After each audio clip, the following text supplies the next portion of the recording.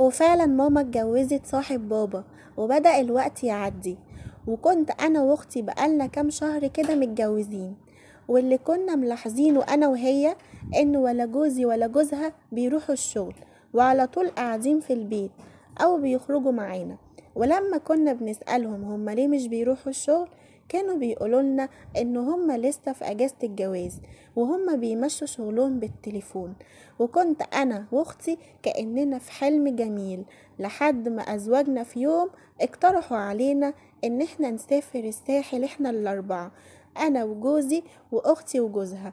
اعرفكم بنفسي، انا اسمي مي، عندي 25 سنة، وانا بنت جميلة جدا جدا جدا.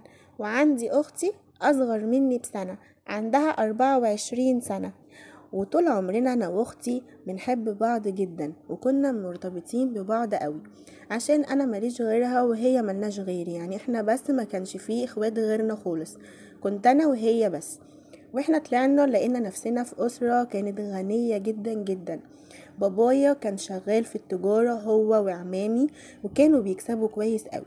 وبصراحة كان مدلعنا جدا، وكان معيشنا احسن عيشة. كل حاجة احنا عايزينها بصراحة كان بيجيبها، وما كانش بيستخسر فينا اي حاجة، وكانت كل طلباتنا مجيبة. وفضلنا عايشين كده سنين ومش شايلين هم للدنيا ابدا. وانا وماما ما كناش بنشتغل، حتى ماما كانت قاعدة دايما في البيت، وطول عمرها وهي كده عمرها ما اشتغلت، وكانت معتمدة ان هي تقعد في البيت، وبابايا كان بيديها فلوس كتير قوي قوي قوي. المهم من حوالي 4 سنين كده بابايا مات. وطبعا ساعتها انهارنا من الحزن انا وامي واختي، وكانت وقت كان حزين جدا، كنا يعني زعلنا جامد قوي. وطبعا احنا كبنات ملناش اخ ولد، فاهل بابا عمامي كلهم دخلوا معانا في الورث، واخدوا كل الفلوس ومرضيش يدونا اي حاجة خالص. وحصلت مشاكل كتير قوي قوي قوي في الوقت ده بين ماما وعيلة بابا. وفي الاخر ماما معرفتش تاخد منهم حقها ولا حقنا من الورث، لان بابا كان ليه فلوس كتيرة قوي في السوق، وكان عنده تجارة. ورغم كل اللي كان عنده ده، لكن هو ما كانش كاتب لينا خالص اي حاجة، ما كتب لناش اي حاجة خالص. هو كان عارف ان اخواته كويسين، وان هما هيدونا حقنا ومش هياكلوا حقنا علينا. بس هما اخواته للأسف حصل العكس. وفي الوقت ده لما بابا مات، كنا احنا لسه انا واختي بندرس في الجامعة. بابا كان مدخلنا جامعة خاصة غالية جدا جدا، كانت مصاريفها كتير قوي كل سنة. فماما اضطرت ساعتها ان هي تبيع كل الذهب اللي كان عندها، وتبيع عربيتها. والعربية دي كانت الحاجة الوحيدة اللي كانت باسمها، علشان خاطر نلاقي ان احنا ناكل ونعرف نعيش وندفع مصاريف الجامعة. وطبعا الحمد لله هم جابوا مبلغ كويس قوي، كفانا لحد ما اتخرجنا، لحد ما انا واختي خلصنا جامعة خالص. وبعد كده بدأنا ان احنا ندور على شغل. لكن في الوقت ده وقبل ما نبدأ نشتغل، ساعتها تقدم لنا 2 عرسان بطريقة تقليدية جدا. كان واحد معاه صاحبه، وهم جم عن طريق واحدة صاحبة ماما، واحدة يعني معرفة ماما، ماما كانت عارفاها من زمان. وقالت لماما ان هم اغنية جدا جدا، وبيدوروا على 2 عرايس يتجوزوهم هما الاتنين. وقالت لنا كمان ان هما من محافظة تانية. وامي في الوقت ده كانت بتتمنى ان هي تجوزنا وتطمن علينا، وتبقى كل واحدة مننا انا واختي يعني، خصوصا ان القرشين اللي كانوا معانا اللي هما كانوا مع ماما، ماما كانت بتصرف منهم، وكانوا خلاص قربوا يخلصوا. وماما كان ليها اخ واحد بس اللي هو خالنا، وكان راجل كبير في السن. وتيتا كانت الله يرحمها من زمان. المهم جم العرسان دول زارونا في البيت، وكانوا 2 شباب، وكان باين عليهم قوي ان هم اغنياء جدا. والصراحة هم جابولنا هدايا كتير قوي قوي قوي، جابولنا حاجات كتير قوي وهم جايين في اول زيارة. ومع ان الزيارة دي كانت زيارة تعارف بس، وحصل قبول من اول مقابلة. وماما كانت مبسوطة قوي قوي بالهدايا اللي هم جابوها، وكانت فرحانة بيهم جدا.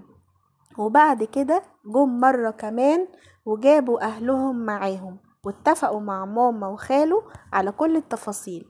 وكان الاتفاق ان هما الاتنين دول هيجهزوا ويجيبوا كل حاجة، وان ماما مش هتجيب لنا اي حاجة علشان خاطر ظروفنا. وماما شرحت لهم كل ظروفنا، وطبعا احنا فعلا ما كانش عندنا اي حاجة خالص.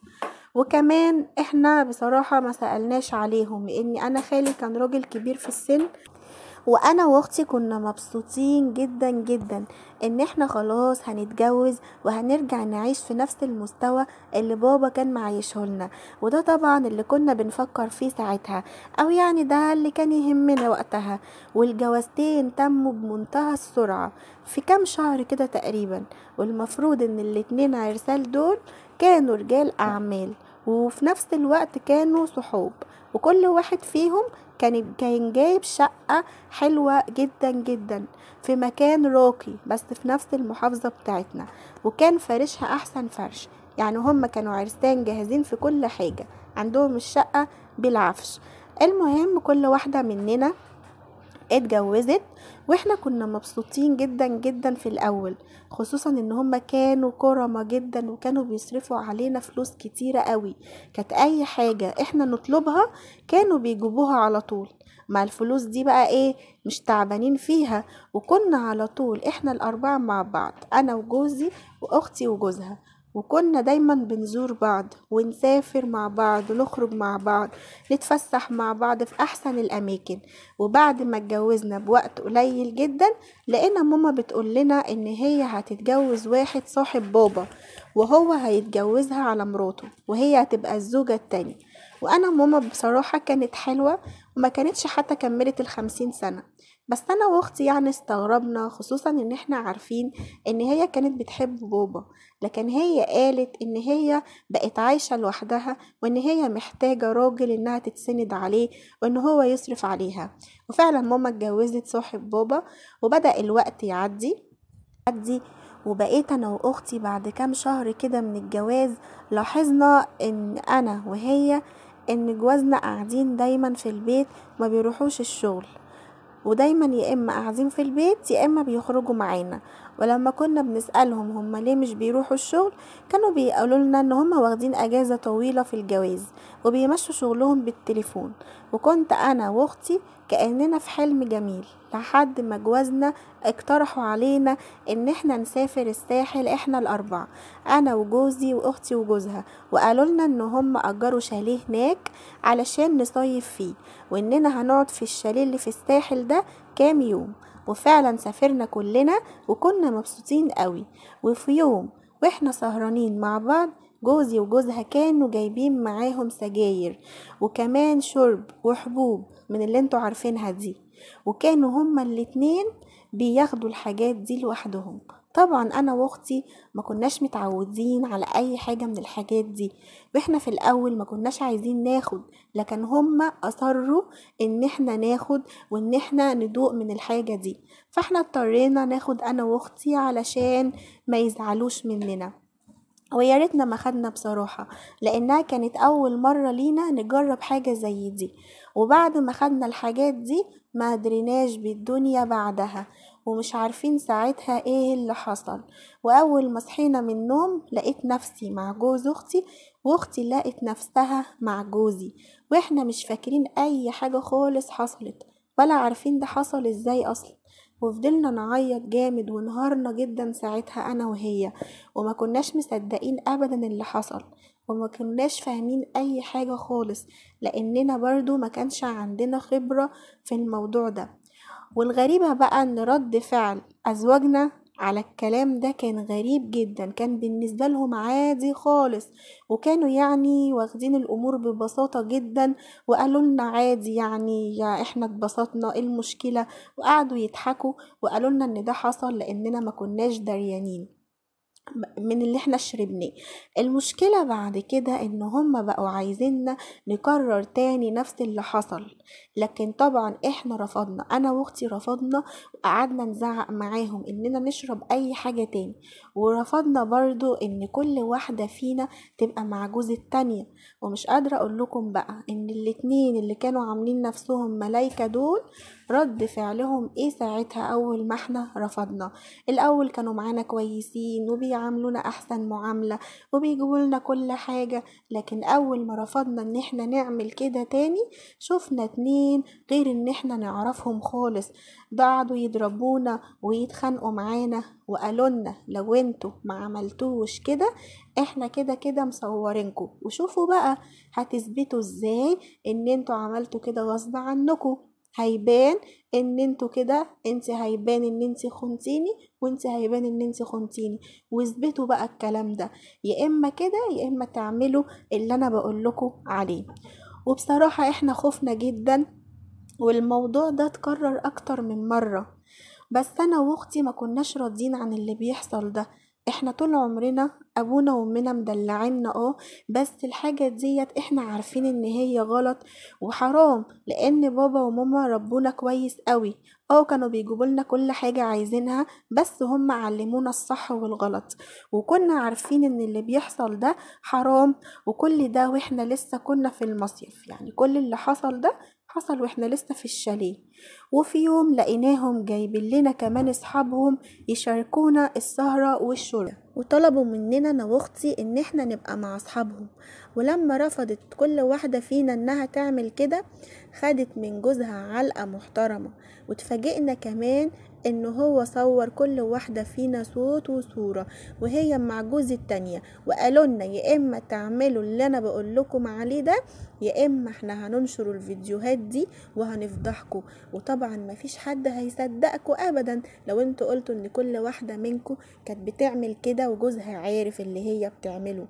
لكن انتوا لو عايزين تعيشوا حياة كويسة وتتفسحوا وتفضلوا في نفس المستوى ده اعملوا اللي انا بقول لكم عليه. واصحابهم دول كمان قالوا ان هم هيدفعوا فلوس كتير علشان خاطر هم يبقوا معاهم، وانا واختي خليناهم يحضروا للسهرة بقى والحاجات اللي هي بتبقى موجودة دي. ومن غير ما ياخدوا بالهم خرجنا من الباب ومشينا وسيبنا هدومنا وحاجاتنا كلها ورحنا لماما وجوزها وحكينا لهم على كل حاجة وعلى كل اللي حصل لنا. ماما ساعتها فضلت تعيط، وصراحة كانت حالتها صعبة جدا. وجوزها قال لنا انتوا هتفضلوا هنا عندنا لحد ما اشوف حل معاهم واشوف ايه التصرف اللي المفروض ان انا اعمله، وانتوا هتقعدوا هنا عندنا لحد ما نشوف هنعمل ايه وما تقلقوش من حاجة. طبعا قعدنا مع ماما انا واختي لحد ما جوزها يشوف لنا حل، وطبعا هو كان محترم جدا جدا معانا بصراحة وكان بيعاملنا احسن معاملة. وساعتها اتصل بيه وقال له تعالى علشان انا عايزك. طبعا هم شكوا في الموضوع وعرفوا ان احنا قلنا لهم على كل حاجة. قال لهم لو انتوا ما جيتوش انا هطلع على الاسم وهعمل فيكم بلاغ، وطبعا هتيجوا غصب عنكم. وبعد المكالمة دي معرفناش نوصل لهم تاني ابدا. والشقة اللي احنا كنا واخدينها واتجوزنا فيها لما رحنا بعدها باسبوع اتفاجئنا ان هي اتباعت اصلا بالعفش بكل حاجة، وما بقيناش عارفين نوصل لهم خالص. رحنا عملنا بلاغ في الاسم باساميهم وكل حاجة، وطبعا مستنيين دلوقتي والشرطة عمالة تدور عليهم علشان نلاقيهم. هم اكيد هربوا واكيد هم مش هيعرفوا يجيبوهم. ودلوقتي احنا بقينا عايشين مع ماما ما بقيناش عارفين حاجة، ولا احنا متطلقين ولا متجوزين وعايشين كده ومش عارفين نعمل ايه ولا نوصل لهم ازاي ولا ايه اللي المفروض يحصل. والصراحة جوز ماما تعب معانا جدا جدا جدا وكان شايلنا احنا التلاتة، انا وماما واختي من على الارض شيل بصراحة، وكان بيحبنا جدا يعمل لنا كل حاجة احنا عايزينها. وهنا خلصت حكايتنا. لو لسه بتسمعني لحد هنا ما تنساش اللايك والشير والسبسكرايب.